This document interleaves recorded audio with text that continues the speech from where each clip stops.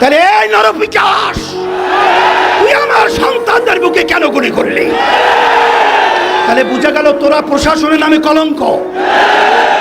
আর তোমরা প্রশাসন কি আওয়ামী লীগের লালিত পালিত ক্যাডার গুন্ডা, না বাংলাদেশের প্রজাতন্ত্রের কর্মচারী?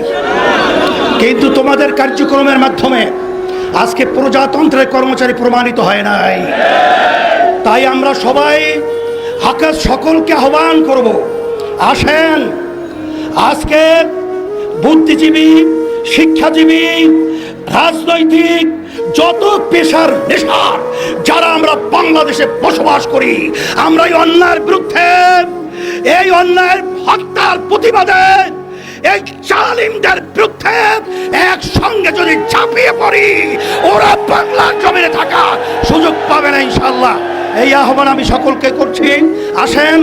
আর বসে থাকলে আমাদের পায়ের নিচে মাটি থাকবে না, এদেশে আমাদের জানমাল ইজ্জতের নিরাপত্তা থাকবে না, আমাদের স্বাধীনতা থাকবে না।